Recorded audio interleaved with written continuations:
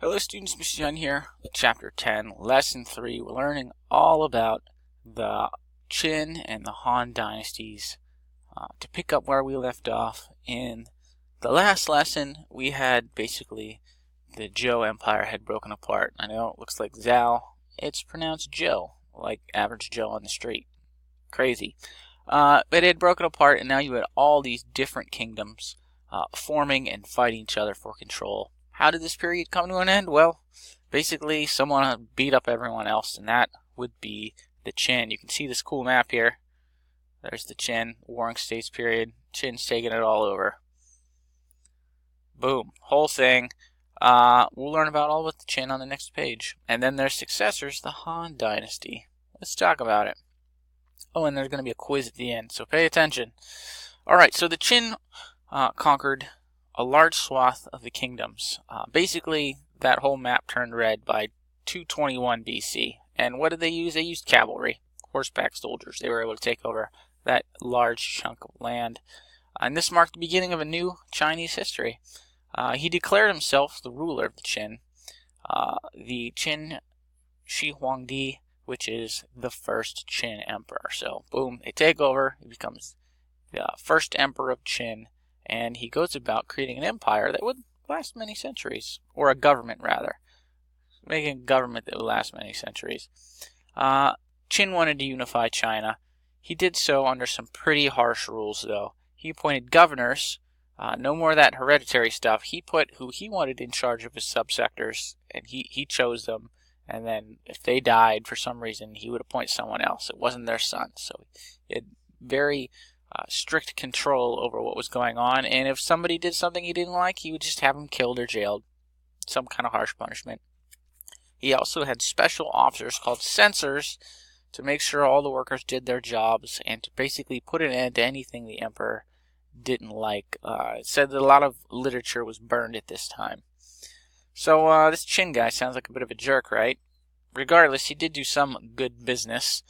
Public works projects were completed, such as roads and temples. He had the written language simplified, so that's good. He also made a standard currency that everyone had to use, so no more of this local currency, one standard currency for everyone.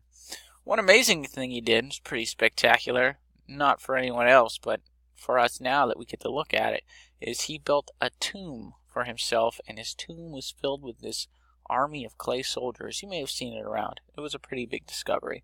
Yeah, a whole army of clay soldiers to protect him in the afterlife. Yeah, it's pretty cool. You could look it up. What about the Great Wall of China, Mr. Yan? I heard that that's in China. Indeed, pupils, it is. You see, the Chinese had a problem with this nomadic folk living in the Gobi Desert, and they were called the Xiongnu. They would ride in and attack Chinese settlements. So to prevent this, former leaders from the Warring States period had already started building portions of a wall to block off the Gobi Desert, and so the Qin worked to connect these walls, forming them all together and improving them to create the Great Wall of China. Now, in 221 BC, back when the empire was just formed and the conquests were over, Qin had boasted that his dynasty would last forever. As it turns out, his harsh ways would be the undoing of the empire a mere 4 years after his death in 2010. So he dies in 2010. 4 years later, not 2010, 210 BC, aristocrats and commoners rise up against his rule and basically bring an end to the Qin dynasty. Out of the ashes of the Qin dynasty came the Han dynasty. It was created by a farmer-turned-soldier named, Liu Bang. The first strong emperor of the Han dynasty, however, was a guy by the name of Han Wudi. A major contribution of Han Wudi was this new system of choosing government officials. He's basically the guy that started the civil service exam. Scholars would recommend applicants. Then applicants would take what's best described as a brutal written exam. Imagine an essay test that is brutal. And they would all do the exam, and then the guy with the highest score would basically get the job. So imagine having a written exam for job applications. It would be pretty tough. I believe they were approved by the emperor as well. The problem with this is that though technically commoners could take the exam, and there's nothing preventing them from doing it, it's that only there were schools and a lot of training involved in passing these exams to getting the job, and your normal Joe Schmo couldn't afford the time or money to study and prep for these exams. So usually it was the wealthy and well-to-do that got the government jobs because they're the only ones that could pass the exam. Han Wudi actually created schools to educate folks for the civil service exam, as I mentioned. They studied things like law, history, and Confucianism. These educated men were greatly respected in Chinese society. Now, the Han Dynasty had some food problems. Basically, the population of China grew to 60 million under the Han, and more food was needed.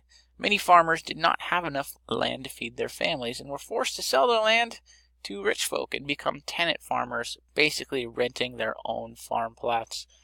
You see, farmland was split equally among all sons. So throughout the course of Chinese history, plots became smaller and smaller and smaller. I mean, think about it.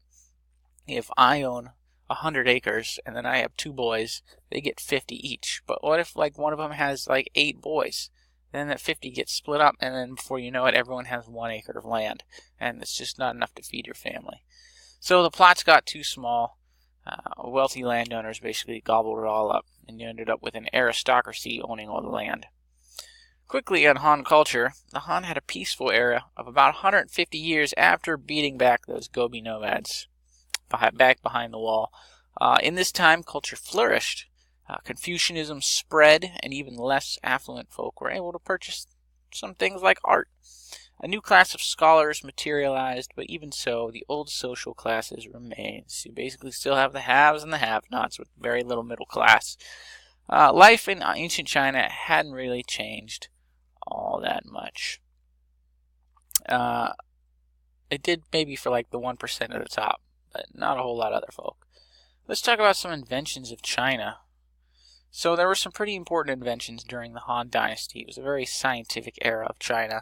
New farming tools made out of iron made irrigation possible, and basically things like the iron plow made it so that they could farm where they hadn't been able to farm before, so they could produce more food. The cast iron plow replaced the wooden plow. Other non-farming inventions include the water wheel. They started using paper. Water wheel was used in mills to grind grains. The rudder was invented for like ships, like goes like this, and so their sailboats were now able to sail against the wind. Yeah, paper, mentioned paper. Oh, they invented the wheelbarrow, so that's a pretty good one. You can see it right there, like a wheelbarrow I have to move firewood and stuff. Also, the medical advancement of the time was acupuncture. There's a link here. We talk about acupuncture. Oh, I linked you right to WebMD. Pretty cool. Alright. Let's talk about the Silk Road real quick. So it was during the Han Dynasty that ideas from China spread to other countries, and in turn, ideas from other countries came into China. What was the Silk Road? Well, we'll talk about it in a moment. Around the year 139 BC, Han Wudi sent one of his generals west, over here, and what he was looking for was allies to fight those Gobi nomads. He wanted help to fight them, and the general was gone for 13 years and found no allies, but came back with a plethora of information on the outside world. Remember, China had called themselves the Middle Kingdom because they thought they were like the center of the earth. Like, they didn't realize for a long time there were other people out there in the world. So he brought back all kinds of information about other cultures, and essentially brought foreign trade into the country. The Silk Road here was not one road, but a series of trade routes that stretched all the way from China all the way to the Mediterranean. It was 4,000 miles long, and not always safe, but it enabled China to export its goods and in return acquire goods it had not had previous access to.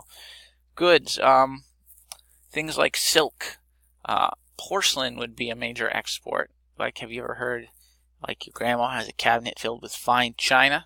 It's called China because initially the best porcelain had come from China. There you go, the more you know. It also exported Chinese ideas and brought in ideas like Buddhism. Buddhism came in from India. Remember, we're learning about Buddhism being popular in India, but mostly ends up being popular in China. It spreads into China. Hinduism ends up being the main belief system in India. Yep. Buddhism did not gain many followers at first during the Han Dynasty, but it did find more success in the chaos that ensued after the collapse of the Han Dynasty. Collapse of the Han Dynasty, you say, Mr. Yund? Indeed I did, after Han Wudi. As it is many times in these empires, there was a succession of weak rulers. Corruption ran rampant, and as a result, people began to rebel. By 220 BC, China was once again a divided nation, and by 400 AD, Buddhism had spread and become one of the major religions in China. So basically, in this vacuum of peace that there's like all this war and chaos after the fall of the Han Dynasty, and it's in those kind of environments that these religions of peace tend to take root and spread. So there you have it.